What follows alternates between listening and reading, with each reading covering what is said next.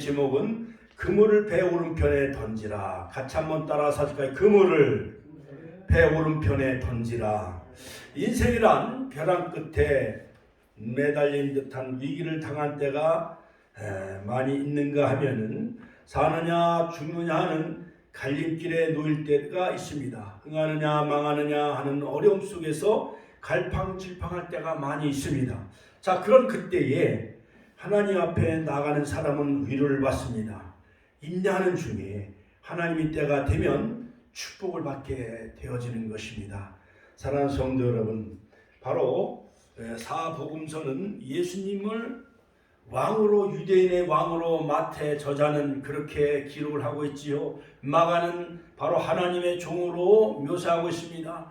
의사인 누가는 예수님을 인자 사람의 아들로 기록을 하면서, 또한 누가복음에 보면 여성복음이라 하지요. 여인들이 많이 등장하고 있습니다. 그러나 바로 로고스, 말씀이 육신이 되어 오신 그 예수님은 바로 하나님의 아들 그리스도이심을 우리에게 분명히 말씀하고 있습니다.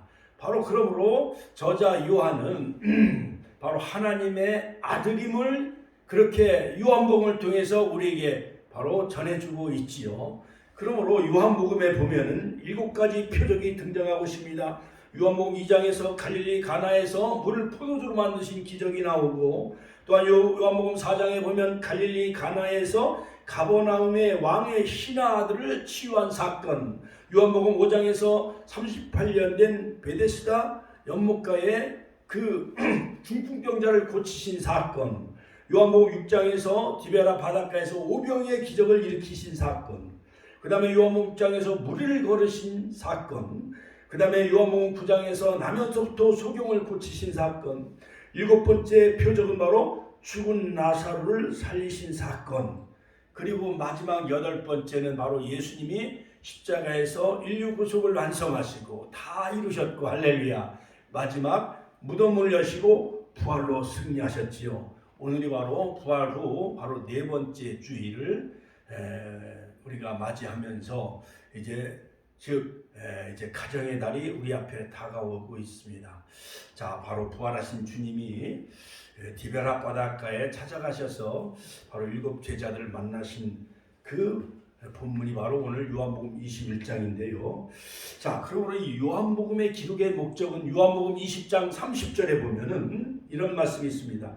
오직 이것을 기록하면, 같이 한번 따라서 읽을까요? 오직 이것을 기록하면 너희로 예수께서 하나님의 아들 그리스도이심을 믿게 하려 하며, 같이 한번 따라서 너희로 예수께서 하나님의 아들 그리스도이심을 믿게 하려 하며 믿고 그의 이름을 힘입어 생명을 얻게 하려 함이라. 할렐루야. 생명, 즉 영생을 얻게 하려 함이라. 바로 저자 요한은 요한복음 20장 30절 31절을 통해서 그 이름을 힘입어 영생 생명을 얻게 하려고 바로 이 요한복음을 기록한 것을 우리에게 잘 말해주고 있지요. 그러므로 요한복음에 보면은 바로 예수님이, 즉 나는 무엇이다, 에고에이미, 즉 에고에이미는 즉 I am that I am, 즉 예수님은 즉 I am who I am. NIV 그 다음에 킹 제임스 역 보면은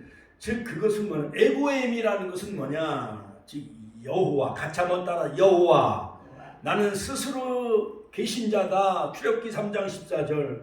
그러므로 예수님은 자신이 바로 여호와 하나님이라는 것을 바로 7가지 자기 선언을 통해서 우리에게 분명히 말씀해 주고 있습니다. 에고에미, 즉 나는 무엇이다, 나는 즉 생명의 떡이다, 나는 세상의 빛이다. 요한복음 8장. 그 다음에 요한복음 6장에서 나는 생명의 떡이다. 그 다음에 요한복음 10장에서 나는 양의 문이다. 요한복음 10장에서 나는 선한 목자다. 그 다음에 요한복음 15장에서 나는 참 포도나무다. 나는 부활이요 생명이다. 요한복음 11장. 또한 요한복음 14장에서 나는 길이요 진리요 생명이다. 그러므로 바로 예수님 자신이 여호와 하나님이라는 것을 요한복음을 통해서 우리에게 분명히 말씀하고 있어요. 그러므로 저자 요한은 바로 예수님의 신성을 강조하고 있어요. 즉 하나님의 아들 그리스도이심을 분명히 우리에게 말씀해 주고 있는 것을 볼 수가 있습니다.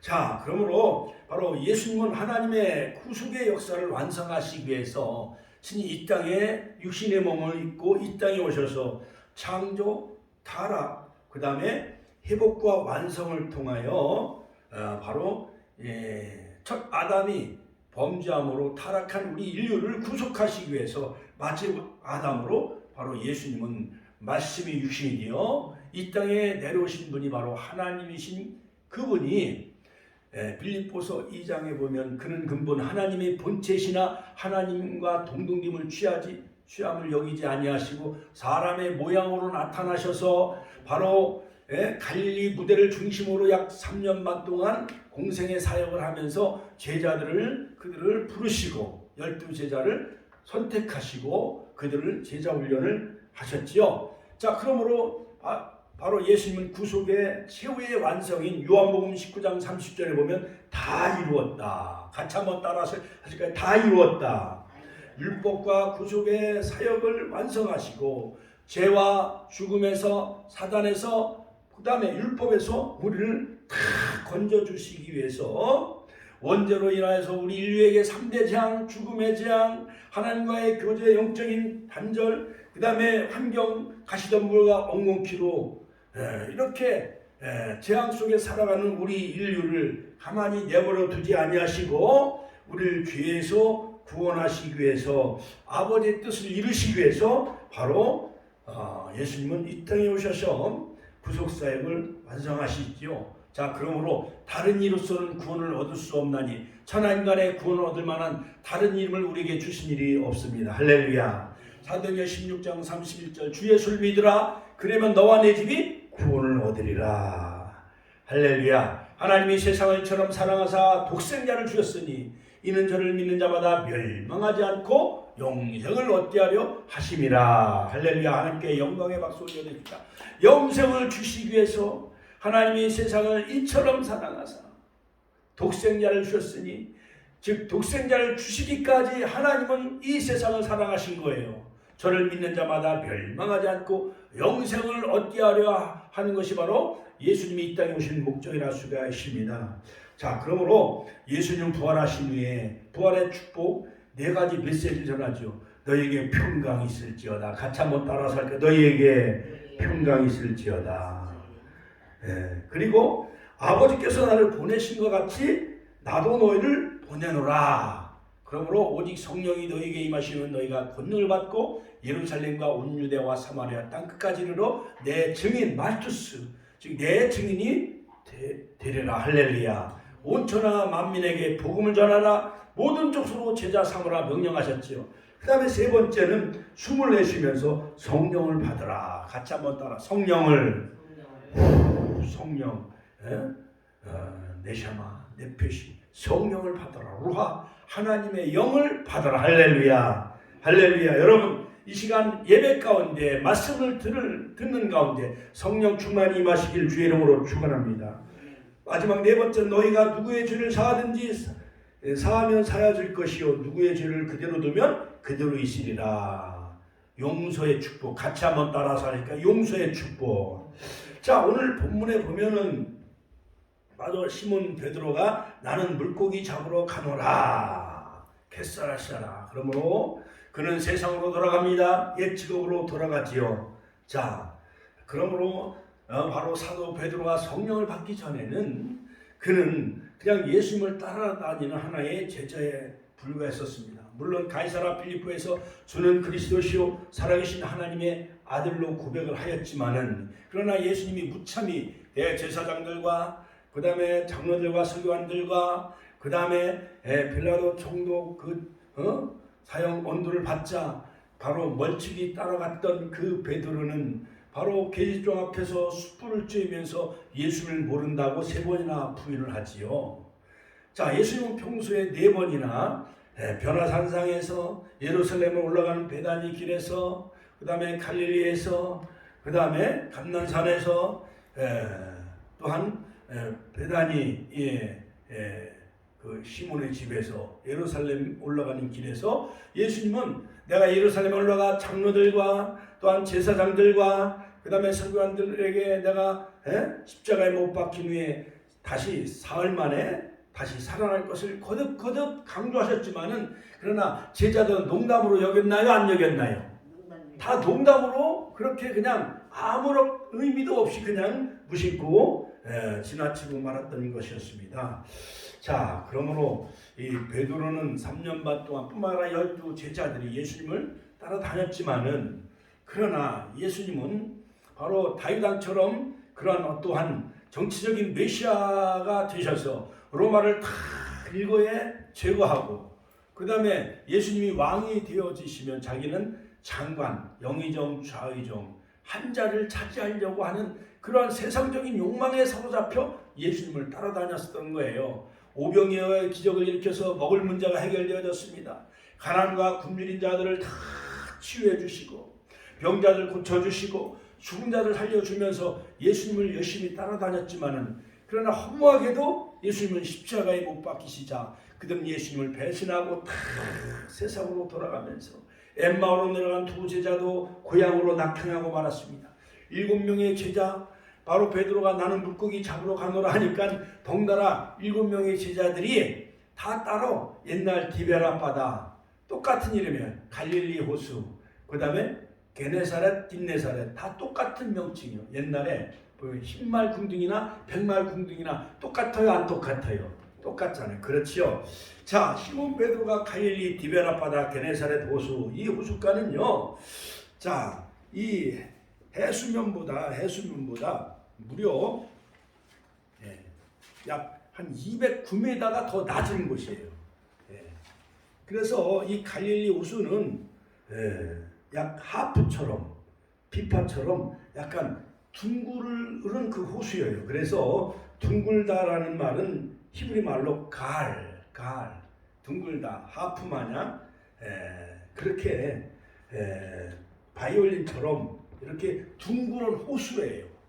그래갖고 해수면보다 약 209m가 더 낮기 때문에 바로 이 갈릴리 호숫가는 갑자기 막 풍랑이 일어나고 해오리 바람이 일어나는 것이 바로 이 갈릴리 호숫가였던 거예요. 그래서 예수님은 바로 이 3년 반 동안 생애 가운데 주 무대가 바로 이 갈릴리 호숫가, 갈릴리 바닷가였어요. 그래서 이스라엘 사람들은 갈릴리 호수를 갈릴리 바다라고 그렇게 불렀던 것이었어요. 그래서 남북의 길이가 약 한 21km. 그러니까 천안에서 약 한 21km라면 한 평택 정도까지 한 50, 한 50리길. 바로 천안에서 평택까지 갈 만한 그 삽교 호수 마냥 큰 바닷가였던 것이었습니다. 자, 그리고 동서의 길이가 11km. 그러니까 동서로는 좁고 남북으로는 길은 이 원형 호수였는데 평균 수심이 약 26m. 그러니까 수심이 26m면 엄청나게 깊은 거죠. 그러니까 우리 권사님 사시는 그 선안역의 힐스테이트 빌딩 한 30m 정도 되는 엄청난 그 깊은 호수예요. 넓이가 165 제곱킬로미터. 그러니까 이스라엘 사람들이 이 호수를 바다라고 불렀습니다. 그래서 갈릴리 바다, 게네사렛 호수, 디베라 바다는 다 똑같은 명칭이에요. 명칭. 자, 그런데 바로 예수님은 이 갈릴리 바닷가에서 누가복음 5장에 보면은 바로 이 베드로의 배에 오르셔서 천국 복음을 막 가르치시는 거. 산상수훈의 말씀, 천국에 관한 말씀, 해결하라 천국이 갖고 가느니라. 바로 그러한 그 말씀을 많이 가르치는 것이 바로 이 갈릴리 호숫가였던 것이었어요. 그런데 바로 이 베드로는 자기의 배를 예수님의 무대 강례상으로 제공해 드립니다. 그래서 예수님이 한참 동안 거기서 이제 설교하시면서 많은 무리들이 약 한 2만 명의 무리들이 갈릴리 해변 그 육지에서 이렇게 언덕에서 전부 앉아서 바로 예수님의 말씀을 경청하며 듣고 예수님은 갈릴리 바다 베드로의 배에 오르셔서 천국 복음을 막 전파하시는 거예요. 그러니까 바람의 그 영향을 받아서 이 말씀이 계속 이렇게 퍼져나가기 시작을 했던 거예요. 자, 그런데 그 예수님은 바로 강대상으로 제공하고 그 설교 무대로 제공했던 이 베드로, 시몬 베드로를 향해서 깊은 곳에 가서 그물을 내려라 이렇게 말씀하시는 거였습니다. 주여, 그때는 선생님으로만 알고 있었어요. 베드로는 바로 갈릴리 바닷가에서 잔뼈가 굵은 사람이에요. 그는 어부의 달인이었던 거예요. 그러나 예수님은 목수의 아들이었지요. 그러므로 예수님은 뭐 톱질이라든가 또한 그 다음에 여러 가지 문을 만들고 대패질을 하는 것, 이런 것은 아버지, 그 육신의 아버지 요셉 아버지의 그 목수 일을 도왔기 때문에 바로 목수 일에는 예수님이 달인이지만은 바로 갈릴리 바닷가에 고기 잡는 데는 바로 예수님보다는 누가 더 탁월해요? 베드로가 바로 손금을 보듯이 그렇게 바로 전문가였던 거예요. 달인이었던 것이었어요. 그러나 밤이 새도록 수고했을 때 얻은 것을 잡은 것은 없지만은 말씀에 의지하여, 같이 한번 말씀에 의지하여 내가 그물을 내리다 하면서 바로 이 베드로를 향해서 바로 예수님은 고기 잡는 그 코칭법을 베드로에게 또 가르치는 거예요. 그러니까는 그러나 바로 어부의 달인이었고 고기 잡는 데 달인이었던 이 베드로는 예수님을 이제까지 선생으로만 알고 있었는데 목수의 아들인 예수님이 천국에 관한 말씀을 많이 전파하신 후에 바로 베드로를 향해서 깊은 곳에 가서 그물을 내려 고기를 잡으라 하는 거예요. 자, 말씀에 의지하여 내가 그물을 내리다. 누가복음 5장 5절. 5장 6절에 보니까 그리하니, 같이 하면 그렇게 하니 고기를 잡은 것이 힘이 많아 그물이 찢어지는지라. 할렐루야. 하나님께 영광의 박수 올려드립니다. 할렐루야. 여러분, 아무리 어부의 달인이라 할지라도 갈릴리 바닷가를 누비며 거기서 잔뼈가 굵은 어부 베드로라 할지라도 말씀에 의지하는 그런 하나님의 말씀에 복종하며 순종하였던 이 어부 이 베드로에게 엄청난 2배 잠기는 큰 만선의 축복을 누림과 같이 여러분들도 말씀에 의지하는 신앙을 가지시기를 주의 이름으로 축원합니다. 바로 엄청난 많은 고기를 잡은 순간에 베드로는 입이 딱 벌어진 거예요. 대박이 났어요, 안 났어요? 대박이 났던 이 베드로는 예수님에게 무릎을 꿇기 시작합니다. 그리고 주여 나를 떠나소서 나는 죄인으로소이다 하면서 이제까지 선생님으로 알았던 예수님에 관해서 호칭이 달라지기 시작합니다. 주님이라고 호칭이 달라지기 시작합니다. 큐리오스. 그러면서 3가지 발견합니다. 자기가 죄인 것을 발견합니다. 2번째, 예수님은 선생으로 알고 있었던 예수님을 주님으로 하고 호칭이 바뀌어지기 시작합니다. 3번째는 예수님은 그에게 사명을 주시는데 이르시되 무서워하지 말라. 이제부로는 내가 사람을 취하리라. 사람을 낳는 어부가 되게 하리라 하셨습니다. 할렐루야. 그러므로 베드로가 그들이 배를 다 육지에 대고 모든 것을 다 버려두고 예수님을 이제 따르기 시작을 하는 거예요. 할렐루야. 하나님께 영광의 박수 올려드립니다. 할렐루야. 자, 예수님만 따라다니면 당진상에도 대박이 나는 거예요. 예? 그걸 통해서 축복교를 통해서 많은 주변의 협력기관들이 다 과일을 다 팔아주고 사과, 딸기, 수박, 멜론, 참외 이런 것도 다 팔려서 대박이 나는 축복을 받는 그런 그 기적의 역사가 이루어질 줄로 믿습니다. 할렐루야, 할렐루야. 자, 그러므로 여러분 바로 누가복음 5장에서의 바로 이 베드로는 첫 번째 바로 제자로 부르심을 받습니다. 제자로 부름받아서 3년 반 동안 예수님을 따라다니기 시작을 하면서 가이사랴 빌립보에서 주는 그리스도시요 살아계신 하나님의 아들임을 고백을 하였지만은 이것은 혈육이 아니요 하나님이 그를 알게 하셨어요. 깨닫게 해주셨는데 그럼에도 불구하고 예수님이 십자가에 고난당하시라 예수님을 배신하고 옛 직업인 갈릴리 바닷가로 그냥 도망가기 시작합니다. 자, 여러분, 우리가 신앙생활 하면서 부동산이나 여러 가지 많은 어떠한 자영업, 식당업, 그 다음에 여러 가지 많은 어떤 기술 이런 걸 가지고 있던 사람들이, 목회자도 마찬가지예요. 트럭 운전하던 사람이 교회가 코로나로 이제 문을 닫게 되어지면 트럭 운전, 택시 운전하는 옛날 직업으로 돌아가요, 안 돌아가요? 한국에 있는 일반 교회가 다 문을 닫고 옛날 직업으로 또한 택시 운전, 알바, 트럭 운전으로 그렇게 세상 직업으로 돌아간 투잡, 쓰리잡하는 많은 주의 종들이 많이 생겨나게 되어졌다는 거예요. 자, 그런데 바로 오늘 요한복음 21장에 보면은 드디어 이제 예수님은 이제 자기를 배신하고 바로 등지고 옛날 직업으로 돌아간 이 디베라 바다, 즉 갈릴리 호숫가로 예수님은 부활하신 예수님이 찾아가셨습니다. 이제 찾아가셔서 21장 5절에 보면 실패한 그 제자들 향해서 얘들아, 쉴드런, 같이 한번 얘들아. 그 다음에 이건 헬라 말로는 바로 파이디온이라고 해요. 파이디온. 친근감 있는 거예요. 어머니가 아들아, 얘들아 이렇게 부르는 그 부드러운 음성으로 얘들아.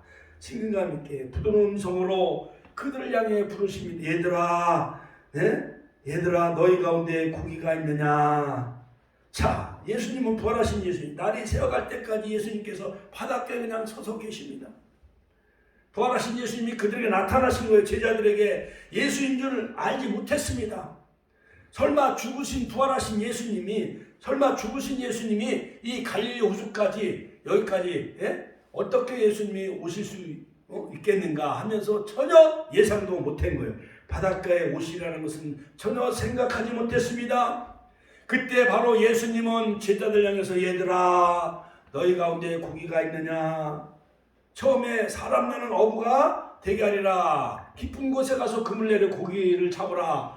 그 부드러운 음성이 어렴풋이 이제 떠오르기 시작한 거예요. 3년 전에 예수님이 깊은 곳에 가서 그물 내려 고기를 잡으라. 그때 바로 그물이 찢어질 만큼 2배에 잠기게 하면서 베드로가 3가지를 발견하게 되어졌던 옛날 3년 전의 일이 생각이 나기 시작합니다.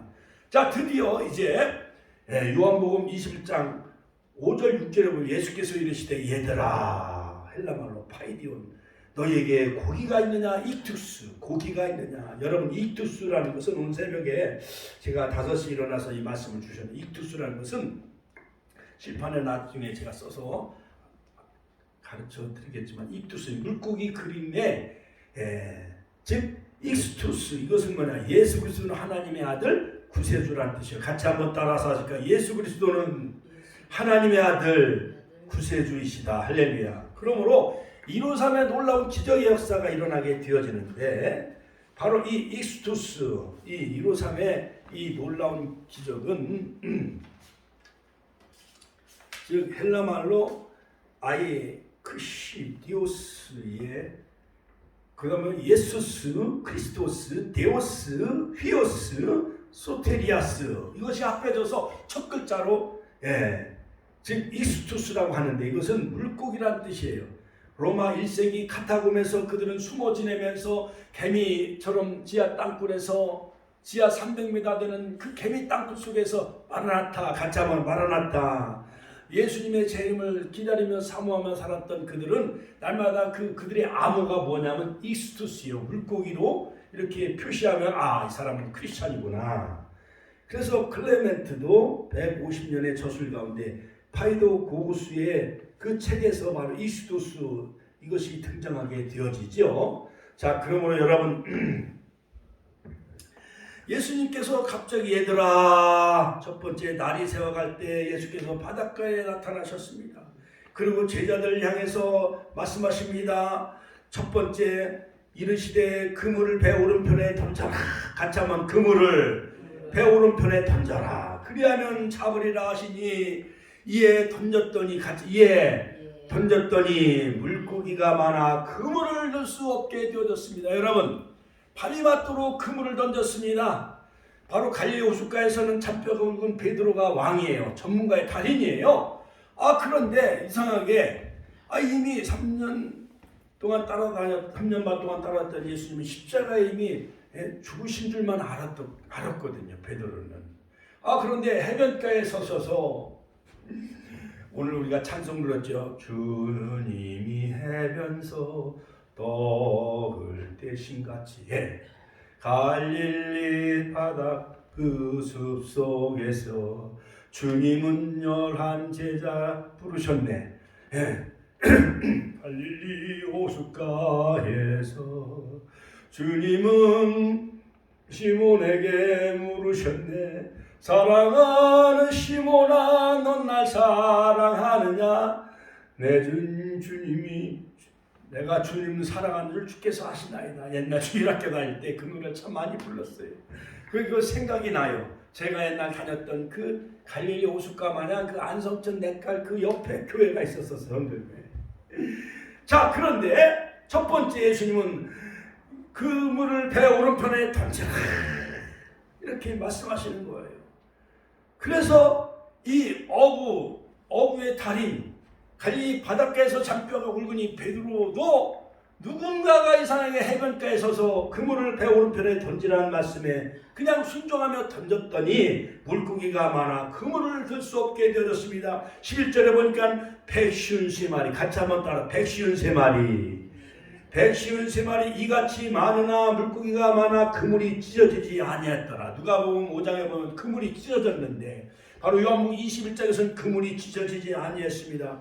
100% 순종할 때 만선의 축복을 누린 것 같이 153마리면은 우리가 중앙시장 그 생선가게 가보면은 갈치나 고등어, 꽁치 이런 거 153마리면 많아요, 적어요? 엄청나게 많잖아요. 저희 우리 삽교 같은데 바닷가에 가서 거기 이렇게 고기 같은 거 우럭, 낙지 이런 거 보면은 어마어마하게 많잖아요.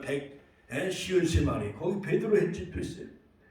자, 여러분, 그러므로 153마리라는 것은 우리가 영적인 의미에서 초대교회 신학자 어거스틴은 바로 구약 10은 10계명 완전수다. 신약은 7가지, 자기서는 7가지 표적, 바로 신약에서의 완전수는 7입니다.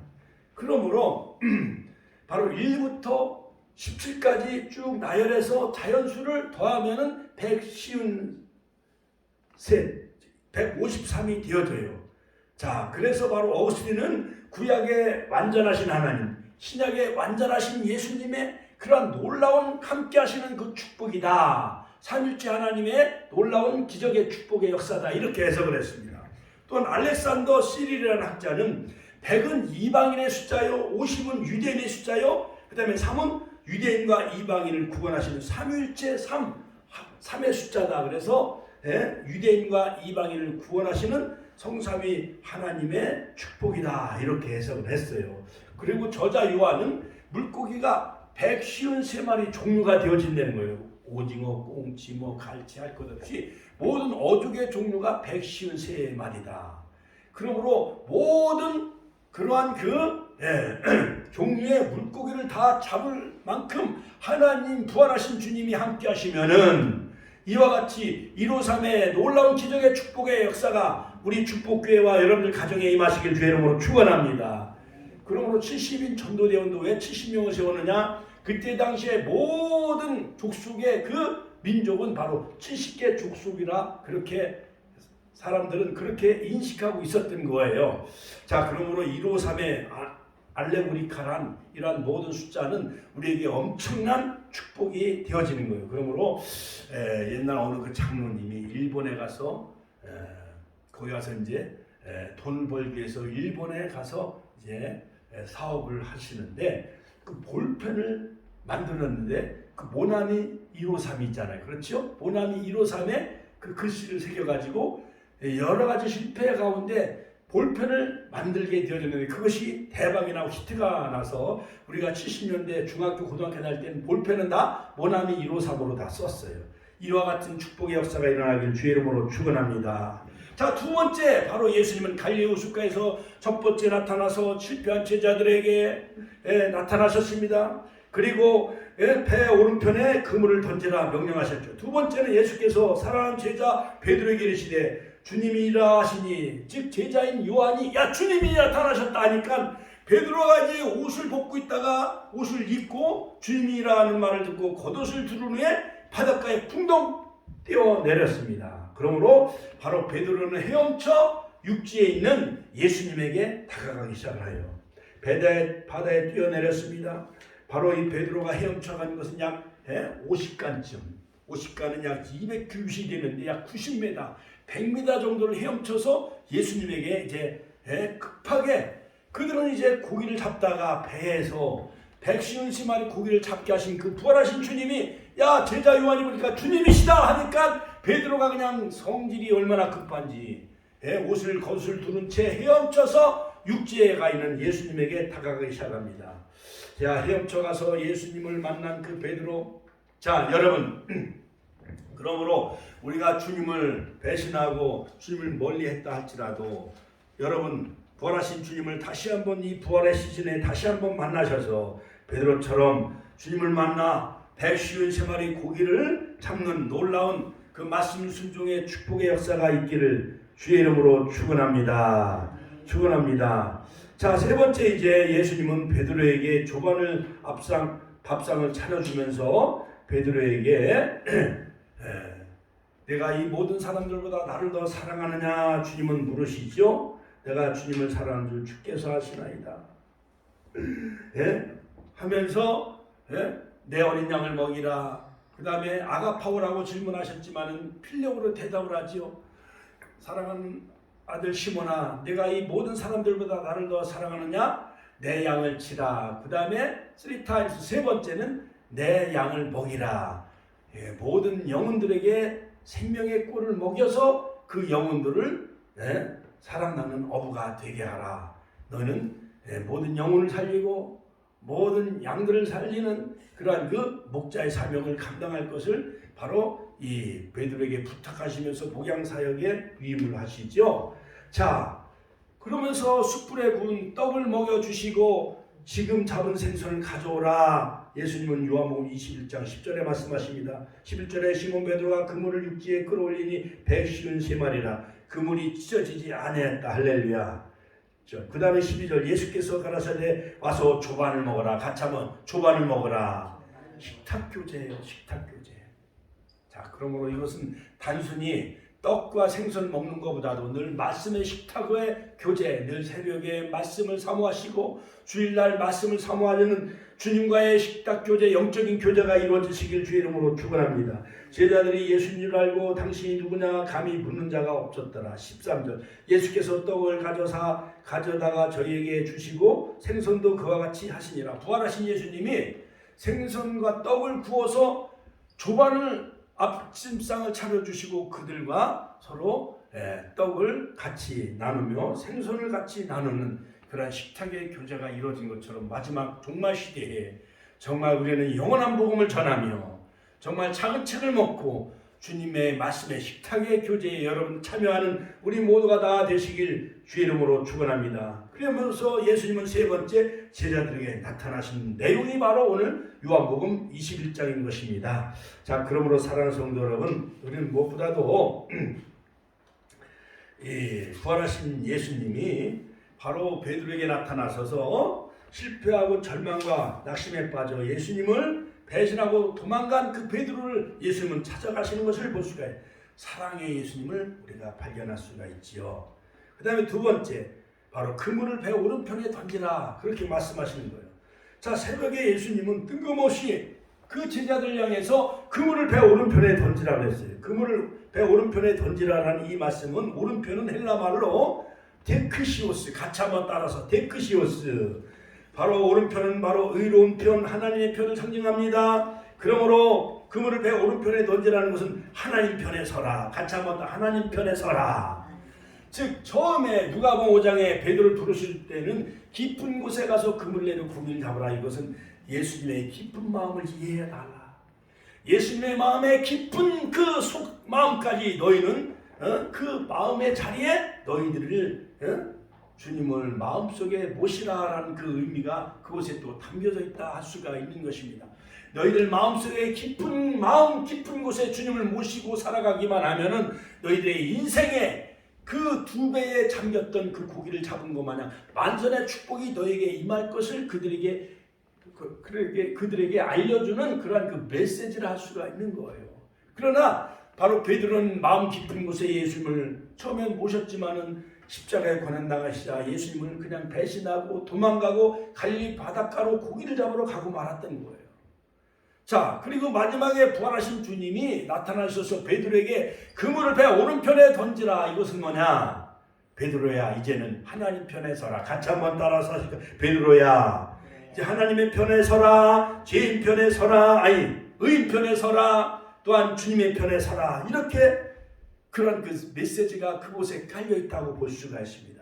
전도서 10장 2절에 보면 지혜자의 마음은 오른편에 있다라고 말씀하고 있습니다. 우매자의 마음은 어리석은 사람의 마음은 왼편에 있다라고 말씀하고 있습니다. 그러므로 늘 오른편에 하나님 편에 서시고 또한 주님 편에 서시고 진리 편에 서는 우리 축복교회 성도님들이 다 되시길 주의 이름으로 축원합니다. 그 다음에 마태복음 25장 33절에 보면 양은 그 오른편에 염소는 그 왼편에 두리라 했습니다. 그러므로 여러분 의인은 오른편에 늘 양은 오른편에 있는 그와 같이 마태복음 25장에 의인들을 복받은 자들을 늘 오른편에 있는 자들에게 창세로부터 복받은 자들이라 이렇게 축복한 것 마냥 루터도 오른편은 바로 은혜의 편이요 왼편은 율법의 편이다라고 루터도 그렇게 해석을 했습니다. 자, 그것처럼 여러분 날마다 우리는 하나님 편에 의인 편에 진리 편에 서는 자 다 되시기를 주의 이름으로 축원합니다. 그럴 때 그물이 정말 가득하게 153마리를 하나님이 낫게 주셨는데 이것은 순종의 축복이요. 같이 한번 따라서 순종의 축복. 부활하신 주님이 그물을 배 오른편에 던져라 이렇게 명령하실 때에 베드로는 순종했습니다. 그럴 때 고기가 많아 그물을 들 수가 없었더라. 요한복음 21장 6절 할렐루야. 그러므로 이삭도 창세기 26장 12절에 그 땅에 농사여 그의 100배나 얻은 것처럼 하나님 명령과 말씀에 순종하는 자 되어져서 여러분들도 다 이삭처럼 100배의 축복, 베드로처럼 153의 축복의 역사가 있길 주의 이름으로 축원합니다. 이삭도 여호와께서 복을 주셨다 했습니다. 그 사람이 창대하고 왕성하여 큰 거부가 되어 양과 소가 떼를 이루어 노복이 심이 많으므로 블레셋 사람이 그를 시기할 만큼 그러한 복을 누리시길 주의 이름으로 축원합니다. 축원합니다. 예, 열왕기상 17장에 보면 사르밧 과부도 선지자 엘리야의 말씀에 순종하여 3년 동안 비를 내리지 아니했지만 그런 그 항아리에 바로 이 엘리야 선지자를 대접했을 때에 기름과 가루가 떨어지지 아니했어요. 그것을 가지고 나에게 나에게 가져와라 했잖아요. 엘리야 선지자 사르밧 과부에게.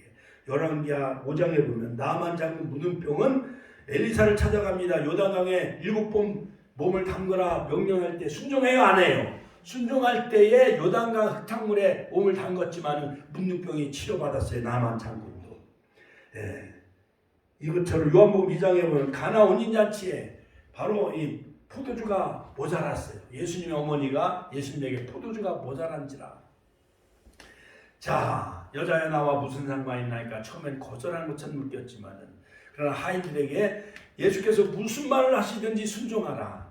그러니까 하인들에게 항아리에 물을 채우라. 같이 한번 항아리에 물을 채우라. 말씀을 채울 때에 그 가나 혼인잔치가 물이 있게 되어졌고 연회장은 물로 갖다 준 그 포도주를 맛보고 물로 된 포도주를 맛보고 너무나 기뻐한 것 마냥 여러분 우리들도 날마다 말씀을 충분히 받음으로 말씀이 우리의 심령 항아리에서 성령의 포도주로 바뀌어져서 성령 충만하여 주님과의 아름다운 혼인잔치를 이루는 요한계시록 19장 9절 혼인잔치에 참여하는 자 다 되시기를 주의 이름으로 축원합니다. 축원합니다. 자, 결론적으로 여러분 우리는 이제 베드로처럼 세상을 좋아해서는 안 돼요. 돈을 사랑하지 말라라고 히브리서 13장 5절 6절 말씀하고 있잖아요. 자, 그러므로 우리가 담대히 말하되 주는 나를 돕는 이시니 내가 무서워 아니하겠노라. 사람이 내게 어찌하리요. 할렐루야. 돈을 많이 벌면 하나님을 버려요. 돈이 남편이에요. 돈이 없으면 하나님이 또 나와 함께하지 않는다고 또 실망하고 좌절하고 세상으로 내려가요. 강도 만난 자처럼 세상길로 내려가요. 그러다 강도 만나지요.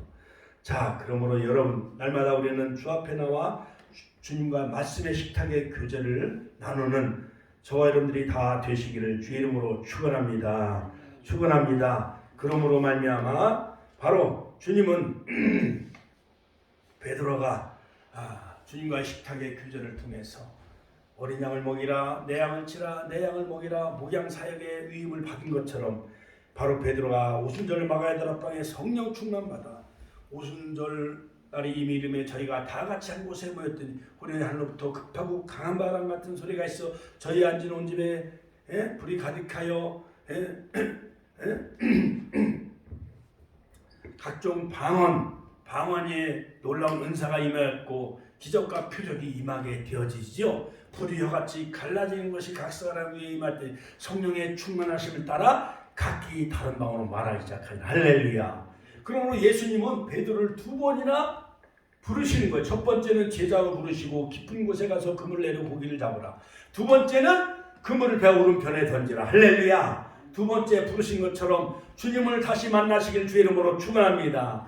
그래 오순절날 마가야 다락방에 성령 충만 받아 여러 가지 놀라운 각양 은사 방언 은사도 체험하시고 기적과 표적의 역사가 일어나서 할렐루야. 그러므로 성령 충만 받고 성령이 말하게 하심 따라 각기 다른 방으로 말하기 시작합니다. 베드로가 설교할 때 3,000명이 회개하고 돌아오는 역사가 일어났습니다. 너희들이 십자가에 못 박아 죽인 예수가 그리스도이시다. 너희들이 각각 회개하여 예수 그리스도의 이름으로 세를 받고 죄사함을 받으라. 그러면 성령의 충만함을 받을 것이다. 사도행전 2장에서 놀라운 그 베드로가 설교를 하기 시작을 하지요. 그러므로 사도행전 3장에 보면은 나면서부터 안진병을 일으킵니다. 나를 주목하여 바라봐라. 은과 금은 내게 없거니와 내게 있는 것을 내게 주느니 곧 나사렛 예수 그리스도 이름으로 일어나 걸으라 명령할 때 안진뱅이가 걷기도 하며 뛰기도 하며 성전에 올라가 하나님을 찬미하였더라. 할렐루야. 하나님께 영광의 박수 올려드립시다. 이처럼 여러분 바로 이 초대교회는 바로 이 물고기 익투스가 바로 예수 그리스도는 하나님의 아들이시요 바로 우리의 구세주라는 그 사인 바로 나무였습니다. 이처럼 날마다 우리의 심령의 마음의 익투스 예수 그리스도는 하나님의 아들이시요 우리의 구세주 이 오늘 심벌 그 암호를 늘 새기면서 로마 황제 열 황제 약 한 250년 300년 동안 열 황제가 다 핍박을 가해요. 기독교인들을.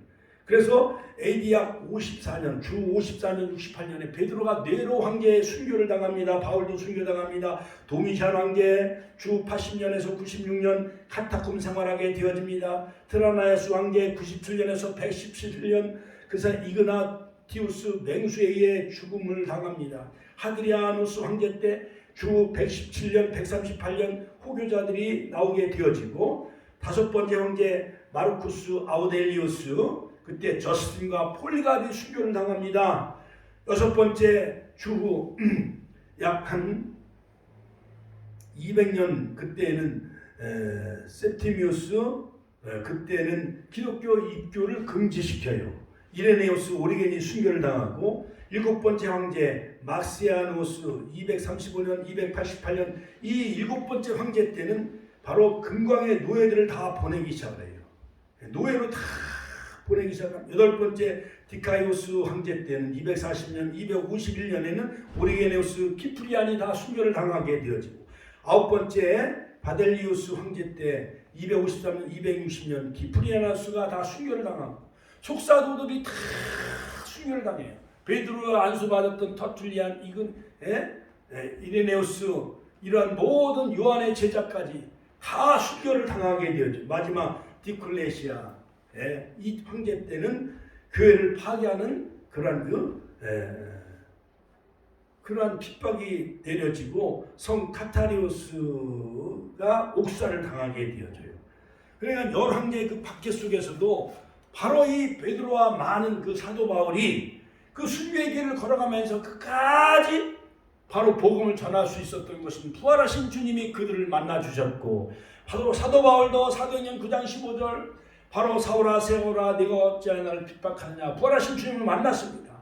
그들은 부활하신 주님을 만남으로 다시 새로운 부활하신 주님을 만나고 성령 충만 받음으로 마가야 다락방에 그들이 3,000명 5,000명을 회개시키고 그들이 그 로마에서 베드로가 거꾸로 십자가에 못 박혀 순교하는 그때까지도 바로 부활하신 주님을 전하며 복음을 전하는 사명을 감당한 것 같이 이제 4월의 마지막 주일 이제 가정의 달 5월달 여러분들도 바로 베드로와 같은 그 사명을 감당하시는 모든 대사도가 다 되시기를 주의 이름으로 축원합니다. 축원합니다. 주여 한번 신의 통성으로 기도하겠습니다.